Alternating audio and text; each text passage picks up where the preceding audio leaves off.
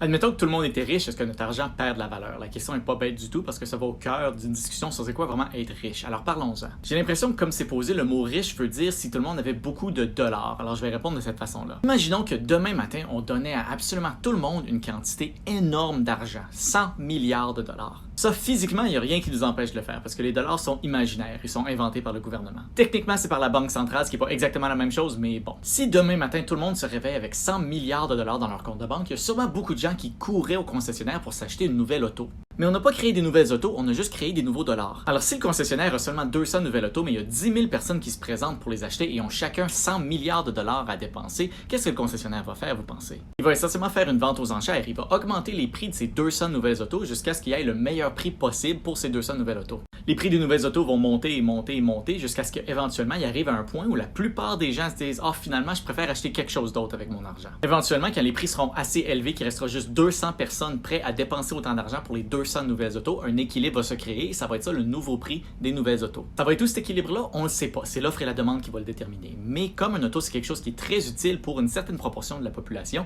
il y a certainement des gens qui vont être prêts à payer une bonne partie de leurs 100 milliards pour une nouvelle auto. Mais en même temps que le prix des autos sont en train de se faire renégocier de cette façon-là, ça va aussi arriver à tous les autres biens dans le marché. Éventuellement, tous les prix vont se rééquilibrer en fonction des préférences et des besoins des gens et combien d'argent ils ont dépensé déjà sur autre chose. Et ça, c'est vrai aussi pour le prix du travail, parce qu'on s'entend que si vous avez 100 milliards de dollars, c'est pas 15 dollars de l'heure qui va vous motiver à aller travailler non plus. Il va y avoir une période de chaos, c'est sûr, mais ce qui va probablement arriver, c'est qu'éventuellement, les prix relatifs de tous les biens dans le marché vont à peu près se rétablir. C'est-à-dire que, par exemple, si avant une pomme coûtait 1 dollar, une nouvelle auto coûtait 15 000 dollars, ben dans les nouveaux prix, un auto va probablement encore coûter 15 000 fois plus qu'une pomme. C'est parce que généralement, l'utilité d'une auto, pour la plupart des gens, c'est à peu près 15 000 fois l'utilité d'une pomme. C'est approximatif, ça varie pour tout le monde, je dis ça pour l'exemple. Et c'est là que ça devient intéressant, parce que les gens qui étaient riches avant qu'on donne l'argent à tout le monde, c'était probablement les personnes qui étaient propriétaires des compagnies et des industries qui nous vendaient les choses dont on voulait. Et après qu'on ait donné l'argent à tout le monde, c'est probablement eux qui vont récolter la majorité de l'argent en nous vendant les biens au nouveau prix. Alors ceux qui étaient riches avant qu'on donne l'argent à tout le monde vont probablement être ceux qui vont être riches après qu'on ait donné l'argent à tout le monde aussi. Et ça, c'est parce que la richesse, c'est pas nécessairement la quantité de dollars qu'on a. C'est plutôt le fait d'être propriétaire de ce qui produit et vend les choses dont les gens ont besoin.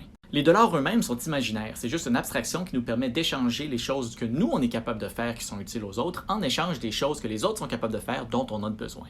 Alors si tout le monde avait soudainement plus de dollars, tout ce qui arriverait, c'est que chaque dollar représenterait une plus petite fraction de toutes les choses qu'on est capable de vendre ou d'acheter dans le marché. Ou comme vous le dites, chaque dollar perdrait de la valeur. Mais votre scénario aurait l'effet d'effacer la différence entre les personnes endettées et les personnes qui ont accumulé beaucoup de dollars sans les investir. Et ça, c'est pas rien.